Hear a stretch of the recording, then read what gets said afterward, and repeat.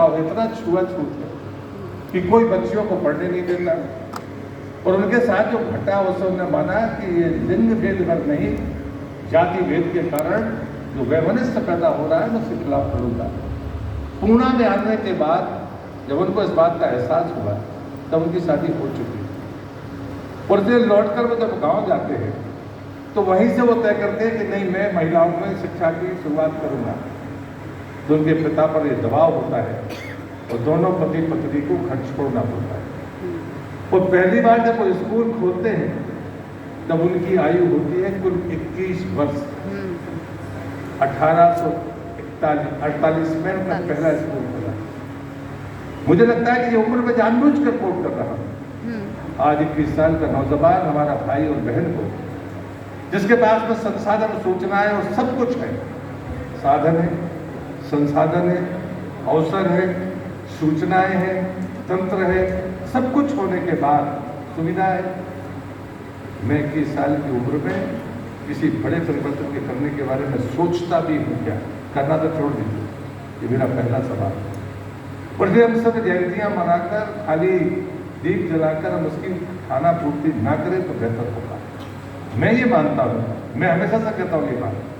जिस दिन से मैं कॉलेज से निकला था, मैं जब कॉलेज की राजनीति करता था तब भी मैं ये बात कहता था कि ये उम्र अगर कुछ कर्म करने की है तो ये 18 साल से लेकर 27-28 साल की उम्र है।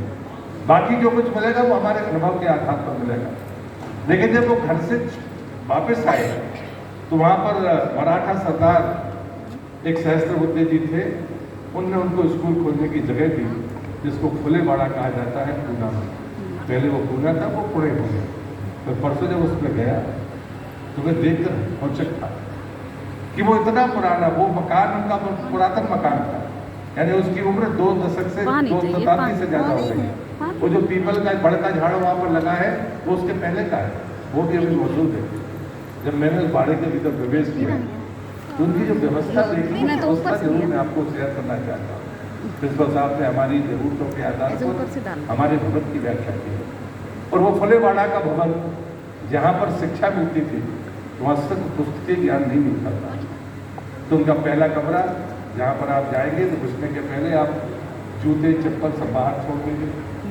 कमरे के भीतर आप प्रवेश करने के बाद जो पहली क्लास है वो बच्चों की क्लास है, दूसरी क्लास है वो बच्चियों की क्लास है, फिर एक बैरक नुमा लंबी सी जगह है।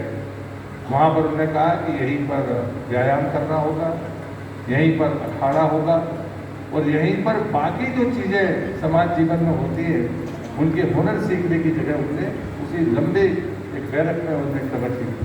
उसके बाद एक दरवाज़ा खुलता था जो बरामदे में जाता था, वहाँ एक कुआं है जहाँ उन्हें सबसे पहले जिन दलित परिवारों को कभी पानी नहीं बराबर से बैठ के पीने का अधिकार था, उन्होंने कहा इस कुएं से वो पानी निकालेंगे, हमारे बच्चे भी पढ़ेंगे और जो पढ़ने आएगा पढ़ाने आएगा या बाकी लोगों को पानी चाहिए तो इस कुएं से ही निकालने की अनुमति है। वो पहला मौका था पूना में जब दलितों को उस कुएं से पानी भरने का अधिकार मिल गया। लेकिन जैसे ही मैं उसके अंदर गया तो वो गाइड मुझे लेकर जा रहे थे। फिर उनकी एक दवा खाना, उसका प्रशिक्षण भी वो अपने बच्चों को, बच्चियों को, सबको देते थे। हमें औषधि विज्ञान आना चाहिए ताकि अनावश्यक दुराव से बचा जा सके। और उसमें बाकायदा वो दीवार के भीतर कुछ खंड खंड बने हुए, उसमें वो दवाइयाँ रखते थे और दवाइयाँ देते थे और औषधि विज्ञान की शिक्षा भी देते थे। अभी एक फोटो वहाँ पर उनकी लगा दी गई है, एक जंगला नुमा एक जगह थी, उसके पीछे भोजन बनने की व्यवस्था थी। तो मैंने कहा उसका दरवाजा, बोले वहाँ किसी को प्रवेश नहीं, आपको भोजन चाहिए तो पहले आप औषधीय क्षेत्र से गुजर कर आइए। यदि आप बीमार होंगे तो महात्मा फुले तय करते थे कि तुम्हें खाने क्या मिलेगा, डायरेक्ट आप भोजन ले नहीं सकते थे। तो भोजन भी उनके सामने लेके जाना पड़ता था और वो तय करते थे कि तुम्हें भोजन में क्या मिलेगा। और वो बच्चे या बच्चियाँ भोजन लेकर और बाहर फिर बरामदे में आते थे जहाँ वो कुआं है, वहाँ वो अपने बर्तन साफ करते थे, कुएं से पानी लेते थे और उसके बाद में फिर अपने काम में लग जाते थे। जब उनकी मृत्यु हुई उसके पहले उन्हें यह कह दिया था कि मेरी अस्थियाँ इसी स्थान पर इकट्ठी रखी जानी चाहिए और आज भी वो समाधि वहीं पर मौजूद है। ये बात मैं इसलिए कह रहा हूँ कि आप कल्पना करिए कि जो आदमी 14 साल की उम्र में पुणे आता है, पढ़ाई करता है, पढ़ाई करते समय जो परिस्थितियाँ समाज जीवन की देखता है, वो लिंग भेद हो या जातिगत छुआछूत, दोनों से वो प्रभावित होता है, दुखी होता है और उसके बाद अपना रास्ता तय करता है। जब कोई महिला पढ़ाने के लिए तैयार नहीं होती तो पहले अपनी पत्नी को शिक्षा देता है, उसको शिक्षक के लायक बनाता है और कहता है कि महिलाओं को पढ़ाने का जिम्मा तुम्हारा है। ये पहला चरण था। और उसके बाद में जैसे उनको लगा कि साहब विधवा अगर कोई है तो उसको तो घर से बाहर निकलने का अधिकार नहीं है, पढ़ाना तो दूर की बात है, तो उन्हें विधवा विवाह के लिए शुरुआत की।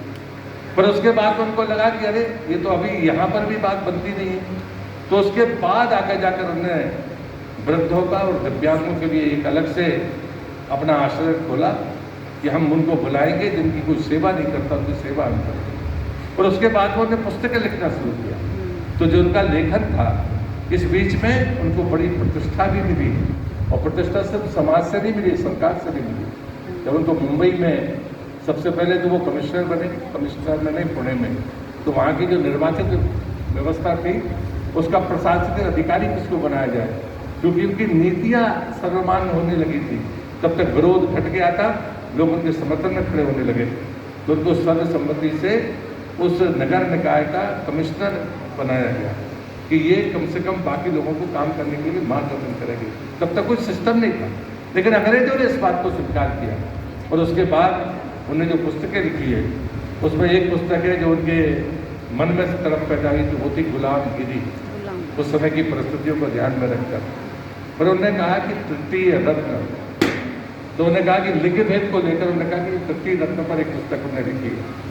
फिर उन्होंने शिवाजी छत्रपति शिवाजी महाराज पर एक पुस्तक लिखी है, राजा भोसले का पखवाड़ा। क्योंकि मैंने जो आपको कहा कि जो मकान उनको दिया गया था उस समय वो सहस्त्रबुद्धे जी ने दिया था, तो उस बात को लेकर उन्होंने फर्क किया। एक तरफ वो तीखे आलोचक थे और दूसरी तरफ उन्होंने कहा कि नहीं, समाज में सब कुछ नहीं बल्कि कुछ बेहतर हुआ है। और तीसरा है, पांचवी पुस्तक थी किसान का कोड़ा। ये उनके गांव की कसक्ति और समय जो परिस्थितियाँ थी उस पर आधारित एक पुस्तक है। और फिर अछूतों की कैफियत। मित्रों, मैं आप सबसे बड़ी आग्रहपूर्वक कहूँगा, ये भारतीय संस्कृति में जिस प्रकार से वो विचार करती है, उसमें वो वृक्ष की जब पूजा करती है, तो जब मनुष्य वृक्ष की पूजा करता है तो वो कहते हैं कि बीज का भी पूजन होता है। जो बीज उपलब्ध कराता है वो कोई और होता है। फिर बीज जब उगता है तो उसको संवारने वाला कोई और होता है। जब तक हम उसका फल खाते हैं तब तक न जाने कितने लोगों का योगदान होता है। कोई नुकसान पहुंचाने वाले होते हैं, कोई बचाने वाले होते हैं, तब कहीं जाकर हम फल पा पाते हैं। और इसलिए मुझे लगता है कि ये जब हम महात्मा फुले की मैं बात करता हूँ तो मैं ये मानकर चलता हूँ कि एक अंग्रेजी लेखक ने लिखा है कि एक शताब्दी थी जब शारीरिक रूप से ताकत करने वाले लोग दुनिया में राज करते थे। फिर उसके बाद की शताब्दी आई जिसके पास का धन ज़्यादा था, उसने इस दुनिया पर राज किया। उसके बाद में जब बात आई तो उन्होंने कहा कि ज्ञान की शताब्दी होगी। मैं महात्मा फुले के बारे में मैं अपनी राय व्यक्त करता हूँ तो सिर्फ इतना कहता हूँ कि ज्ञान की शताब्दी पिछली शताब्दी थी, लेकिन महात्मा फुले ने 2 शताब्दी पहले उसको समाप्त लिया था और जान लिया था। और इसी का परिणाम है कि आज बच्चियाँ स्वतंत्र रूप से पढ़ पा रहे हैं। और इसलिए मुझे लगता है कि ये चीज़ें कि जब कभी किसी को अंदाजा नहीं था, जिससे अंग्रेज लेखक ने ये बात कही थी, तब महात्मा फुले का जन्म हो गया। लेकिन ज्ञान की शताब्दी को मैं मानता हूँ कि ये 19वीं 20वीं शताब्दी, अब तो उससे आगे तकनीकी क्रांति की तरफ हम आगे जा रहे हैं। और इसलिए मुझे लगता है कि महात्मा फुले को खाली किसी एक जाति के वर्ग के आधार पर भी देखना चाहिए, बल्कि ये देखना चाहिए कि नारी की शिक्षा का जो पैमाना था, उस पैमाना को करने वाले खुद महात्मा फुले और माता सावित्रीबाई। इसलिए जीवन में कभी इन बातों को भी छू कर देखना चाहिए कि 200 साल पहले कोई आदमी, एक विषम परिस्थितियों में रहने वाला आदमी, सुविधा से दूर रहने वाला आदमी, जिसके पास साधन नहीं थे, उसने समाज के परिवर्तन की अगुवाई की, तब जाकर वो क्रांति दूत कहलाए। मैंने बार बार उम्र का उल्लेख किया है, आप उस उम्र के कालखंड को देखिए। 14 साल 13 साल में विवाह, 14 साल में पढ़ने जाना, 21 साल की उम्र में स्कूल खोल देना और उसके बाद में सतत अपने अभियान को जारी रखना, ये चीज़ें जीवन की क्रिया में हमारी इस उम्र के हस्तक्षेप को स्पष्ट करते हैं। और इसलिए मैं आपसे विनती करता हूँ कि आप जिस आयु में हैं, ये ऊर्जा का चरण है, जहाँ पर आप अपने परिवार के संस्कार, अपने आचार्यों द्वारा दिए गए शिक्षा के संस्कार, अपने बढ़ते हुए इस शरीर के ताकतवर शरीर के उन ऊंचाइयों को छूने का ये उम्र है, और उसका समुच्चय आपको कितनी ऊंचाइयां दे सकता है। जरूरी है कि हम सोचते क्या है, हम कितना दूर तक देख पाते हैं। अगर अतीत को आपने नहीं पढ़ा तो मैं मानता हूं कि आप भविष्य के बारे में ईमानदारी से विचार नहीं कर सकते। वर्तमान में बनने वाली घटनाएं कई बार आपके जीवन का अवरोध बन सकती है, लेकिन वो जीवन की सफलता का लांछित पैड भी हो सकती है, ये बात आप मानकर चलिए। और इसलिए कई बार जीवन में बहुत कठिनाइयां आती हैं, और इसलिए हम सब इन बातों पर विचार करें। क्या आज हम इतने साधन संसाधनों के बावजूद भी भविष्य को दूर तक देख पाते हैं? समाज जीवन की घटनाओं को कितनी दूर तक देख पाते हैं? अभी भी हमारी जरूरतें हैं। हमारी जरूरतें सिर्फ भवन नहीं हो सकती, हमारी जरूरतें हमारे मानसिक विकास का आधार होनी चाहिए। और इसलिए आज भी वो छुआछूत है। मैं अभी हमको 15 मई से लेकर 15 जून तक आदरणीय प्रधानमंत्री जी ने कहा कि सबको 1 महीने का अपना कार्यक्रम बनाकर देना है, और कार्यक्रम का जो उद्देश्य होना चाहिए वो उद्देश्य होना चाहिए समरसता का। क्या बना सकता है कोई? हम भी बैठकर सोच रहे थे, तो मैंने सोचा कि क्या मैं सामाजिक समरसता कुटुंब की कल्पना कर सकता हूँ? आज भी हम जितने लोग यहाँ पर बैठे हैं, चाहे मंच पर बैठे हो चाहे सामने बैठे हो, हम सार्वजनिक स्थानों पर तो छुआछूत नहीं करते, लेकिन परिवार के भीतर आज भी हम किसी ऐसी जाति के व्यक्ति को जिसको दलित कहा जाता है, जिसको छुआछूत से जो पीड़ित है, उसको बराबर से घर के भीतर बिठाकर खिलाने में आज भी हिचकिचाते हैं। ये सच्चाई है, ये कड़वा सच है। वो ये कहने भर से काम नहीं चलेगा। जब तक हम इस प्रवृत्ति को नहीं बदलेंगे, तब तक अभी भी वही समस्या जो 200 साल पहले थी, आज भी कम ज्यादा मात्रा में वो आज हमारे सामने दिखती है। और इसलिए मैं हमेशा मानता हूँ कि कई बार उपमा देना बेहतर होता है। मैं कहानी सगर की कहानी के साथ अपनी बात को खत्म करूँगा। राजा सगर होते थे, कहते बड़े प्रतापी राजा थे, सूर्यवंशी राजा थे, जिसमें खुद राम पैदा हुए। वो प्रतापी थे तो उन्हें अश्वमेध यज्ञ किया, और अश्वमेध यज्ञ करने के बाद उन्होंने घोड़ा छोड़ा। उनके पुण्य प्रताप के कारण और सामर्थ्य के कारण इंद्र घबराए, और उस घोड़ा को लिया और कपिल मुनि के आश्रम में बांध दिया। कहते सगर के 60,000 पुत्र। उन्होंने अपने पुत्रों को कहा कि घोड़ा ढूंढ कर लाओ। जब घोड़ा मिला नहीं तो पुत्र उनके सारे निकले। ढूंढते ढूंढते वो कपिल मुनि के आश्रम में पहुंचे, और उन्होंने देखा कि ये तो आश्रम में, तो आश्रम पर हमला कर दिया। उन्हें ये विवेक नहीं देखा कि वो ऋषि से पूछते। ऋषि विश्राम की अवस्था में थे, निकले तो क्रोधित हुए। उन्होंने 60,000 पुत्रों को भस्म कर दिया, लेकिन एक पुत्र उनका बच गया, उसका नाम था अंशुमन। वो गया, उसने जाके ऋषि से माफी मांगी, और बाद में कहा कि मुझे इनके मोक्ष का उपाय भी आपसे जानना है।